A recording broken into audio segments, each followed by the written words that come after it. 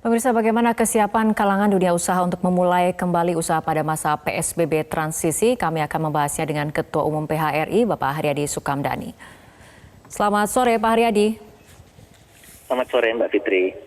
Ya, dan kita juga telah bergabung dengan Ketua Umum APPBI, Bapak Stefanus Ridwan. Selamat sore, Pak Stefanus.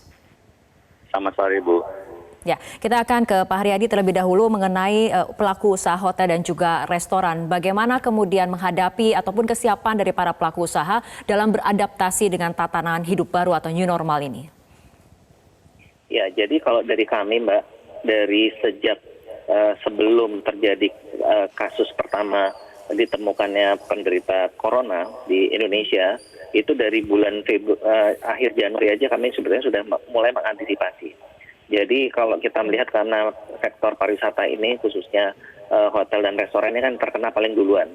Jadi kami merasakan betul dampak dari kondisi yang terjadi sehingga kami dari awal itu sudah mulai menerapkan protokol kesehatan tersebut. Dan sekarang ini kami juga malah sudah menyiapkan panduan untuk hotel dan restoran yang sudah kami sebarkan kemarin minggu lalu. Jadi panduan dari hotel dan restoran sudah kita bagikan.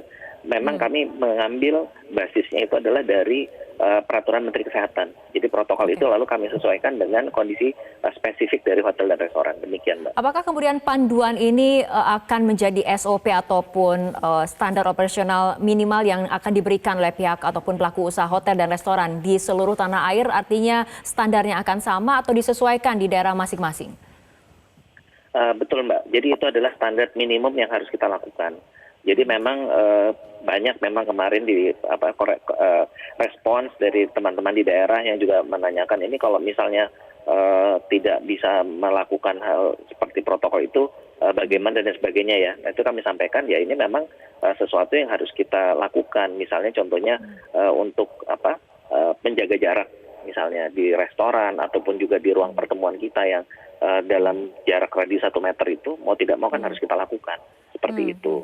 Dan juga masalah disinfektan dan sebagainya. Dan itu memang standar minimum yang harus kita lakukan dan kami sangat menghimbau rekan-rekan hotel dan restoran untuk bisa menerapkannya. Karena kalau tidak juga nanti efeknya kan ke masyarakat juga kalau mereka merasa nggak secure ya, mereka merasa tidak apa yang mereka kunjungi itu tidak mengikuti standar protokol kan juga mereka juga mungkin juga nggak mau datang. Oke, itu dari segi hotel dan juga restoran. Bagaimana dengan pusat perbelanjaan, Pak Stefanus? Bagaimana kesiapan dari pusat perbelanjaan untuk kembali beroperasi di tanggal 15 Juni nanti dari protokol kesehatan bagi karyawan ataupun pengunjung yang datang nantinya? Jadi sebenarnya kami ini udah siap, udah lama ya. Dari 2 bulan yang lalu sebenarnya mal itu tidak tutup total. Kita mesti lihat bahwa dibuka untuk supermarket, hypermarket, apotek, terus juga ada hardware di sana, terus kemudian ada bank, ada ATM, dan ada restoran-restoran yang menyajikan take away. Sebab mereka tidak boleh dine-in di sana. Jadi orang begitu masuk dan sampai di dalam, itu semuanya mengikuti protokol kesehatan yang sudah kita buat. Dan protokol kesehatan ini hampir tidak berbeda dengan protokolnya new normal. Cuman kita sekarang sudah menyempurnakan dan sudah memperhitungkan bahwa kalau dibuka semua toko, tentu pengunjungnya akan lebih banyak. Jadi kita akan lebih memperketat dan petugas juga memang sudah terlatih dan dilatih menjadi lebih cepat lagi.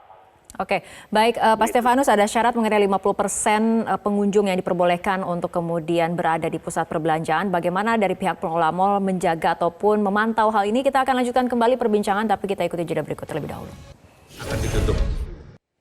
Pemirsa, kita akan lanjutkan kembali perbincangan masih bersama dengan Ketua Umum PHRI Bapak Haryadi Sukamdhani dan Ketua Umum APPBI Bapak Stefanus Ridwan. Kita ke Pak Haryadi terlebih dahulu. Tadi bagaimana tanggapan dari pelaku usaha mengenai ketegasan ataupun komitmen dari pelaku usaha untuk mematuhi aturan di masa PSBB transisi karena apabila terjadi pelanggaran ada sanksi teguran yang kemudian nantinya akan ditindaklanjuti dengan sanksi lainnya. Pak Haryadi. Ya, kami siap ya Mbak Fitri, karena tadi juga saya pernah sampaikan juga di media bahwa test case-nya itu kan pada waktu PSBB kemarin ada 11 sektor yang juga dibebaskan ya, dikecualikan. Nah itu juga alhamdulillah juga berjalan dengan baik dan itu juga mengandung sanksi juga pada waktu kita melakukan kegiatan tersebut. Jadi kalau sekarang saya rasa ya memang dalam rangka untuk kita mendisiplinkan kita semua ya untuk mencegah terjadinya penularan yang lebih lanjut ya memang harus diberikan suatu ketegasan juga untuk kita semua harus disiplin. Saya rasa begitu dan itu menurut pandangan kami bukan hanya pelaku usaha dan karyawannya tapi juga masyarakat umum saya rasa juga harus kita ajak untuk sama-sama disiplin, Mbak. Oke, tapi bagaimana memastikan memang ini pelaku usaha berkomitmen untuk memenuhi ataupun mematuhi aturan ini, Pak Haryadi, agar kemudian pelaksanaannya tidak hanya parsial di daerah-daerah tertentu saja? Saya rasa kontrol itu kan ada dua, Mbak. Kontrol dari pemerintah sendiri dan juga kontrol dari masyarakat. Jadi kalau andai kata, apalagi sekarang sosial media sangat efektif sekali. Kalau ada yang terjadi sesuatu yang di luar norma gitu, masyarakat juga akan langsung menulisnya di media sosial kan gitu. Jadi menurut saya sekarang sangat bagus kontrolnya. Mungkin hanya satu catatan aja, Mbak, yang terkait dengan ini, yaitu transportasi umum. Jadi ini juga satu masalah dikeluhkan oleh masyarakat dan juga kami sebagai pelaku usaha. Karena pembatasan transportasi ini menjadi 50%, itu kita khawatir terjadi penumpukan, Mbak. Nah ini yang kita berharap pemerintah daerah menambah armadanya supaya jangan, walaupun dikecilkan, tapi tetapnya kalau misalnya angkutannya menjadi berkurang 50% kan tetap numpuk nantinya. Jadi ini juga perlu perhatian dari pemerintah. Ya. Baik, Pak Haryadi, kita masih berbicara mengenai pembatasan kapasitas, tapi kita bergeser ke pusat perbelanjaan. Pak Stefanus, akan seperti apa pemantauannya? Apakah akan ada pengaturan khusus bagi para pengunjung yang ingin datang ke pusat perbelanjaan karena kapasitas yang diperbolehkan hanya 50%?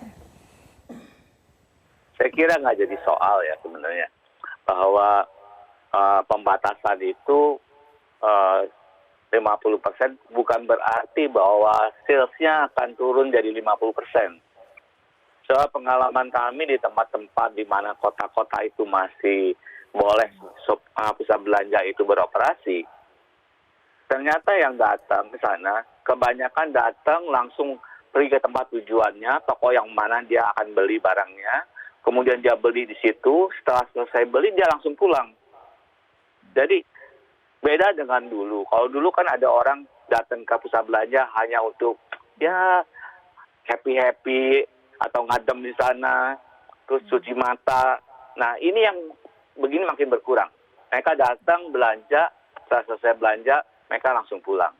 Tapi artinya dari pihak mall nanti akan ada orang yang dilarang masuk karena misalnya kapasitasnya sudah memenuhi 50% atau akan seperti apa sih, Pak?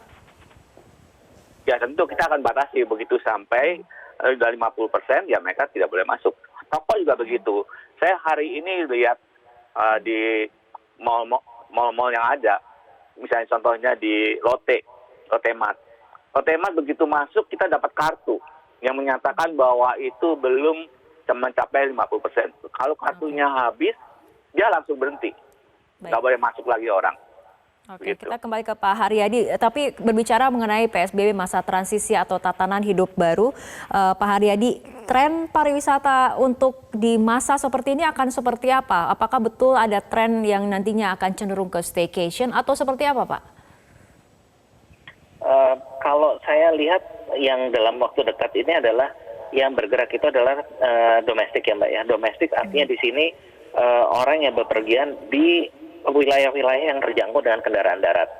Karena kalau menggunakan pesawat udara kelihatannya kan masih agak banyak kesulitan ya terkait dengan aturan-aturan yang ada, dan juga kita masih nunggu tanggal 7 Juni baru akan ada kebijakan dari Kementerian Perhubungan mengatur mengenai masalah penerbangan ini. Jadi yang akan berjalan tuh lebih kepada destinasi-destinasi lokal, Mbak, yang dalam jangkauan kendaraan darat.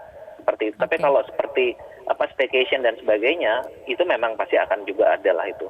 Tapi lebih banyak ke destinasi lokal menurut saya. Oke, baik. Tapi kita harapkan para pelaku usaha dan juga masyarakat sama-sama mematuhi aturan terutama dalam masa PSBB transisi seperti ini. Baik, terima kasih Ketua Umum PHRI Haryadi Sukamdhani dan juga Ketua Umum APPBI Stefanus Ridwan telah bergabung bersama kami dalam Prime Time News untuk kali ini.